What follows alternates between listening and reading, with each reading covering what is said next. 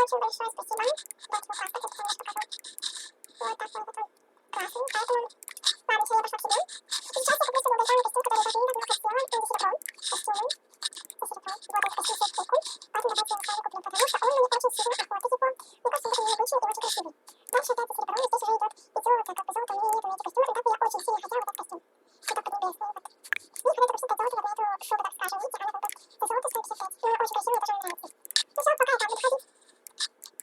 Блин, Джоя, к сожалению, я не могу создать сейчас события, потому что у меня золото, да. И давайте переоденусь, чтобы как-то мешает образ. И все-таки я не буду ходить. Ну, пока переоденься, что ли. Идем, ой, ну, давайте идемте на события. Сейчас быстренько пожалуюсь, если... Ух ты, смотрите.